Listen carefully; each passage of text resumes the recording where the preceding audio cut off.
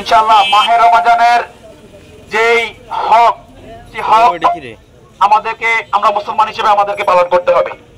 আমরা চাই বিগত সময়ে নানা কারণে, নানা সিন্ডিকেটের কারণে যে এই সমস্যা দেখা দিয়েছিল, আজকে নতুন সরকার এসেছে, তারা সেই সিন্ডিকেটকে ভেঙে দিয়ে মানুষের সেই নাবিশ্বাসকে দূর করবে। রমজান আসলে নানা ধরনের কেনাকাটা বেড়ে যায়, সেখানে নারীদের একটা আগমন ঘটে।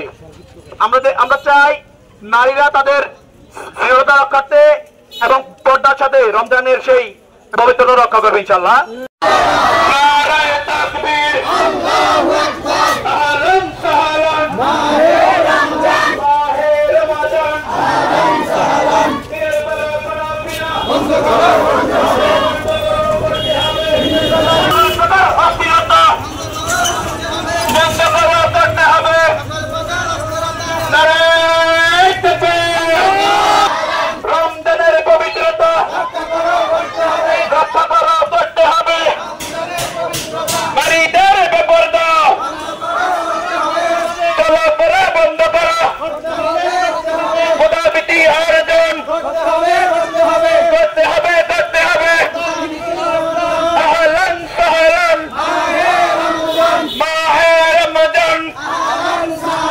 দিনের বেলা খানা পিনা বন্ধ করো, করতে হবে।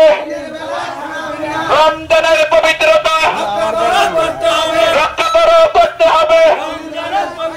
খোদাভীতি অর্জন করতে হবে, করতে হবে। নারায়ে তাকবীর, নারায়ে তাকবীর, আহলান সাহলান। মাহে রমজান দিনের বেলা খানা পিনা বন্ধ করো, করতে হবে।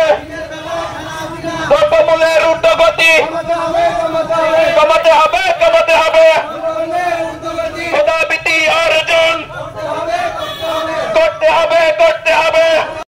আমার সকল ব্যবসায়ী ভাইদের প্রতি আমার উদাত্ত আহ্বান, মাহে রমজান উপলক্ষে আপনাদের যে সমস্ত হোটেল রেস্তোরাঁ রয়েছে, খাবার হোটেল রয়েছে, অনতি বিলম্বে আপনারা আল্লাহ ভীতি অর্জনের স্বার্থে আপনাদের দিনের বেলা সমস্ত হোটেল রেস্তোরাঁগুলো বন্ধ রাখবেন।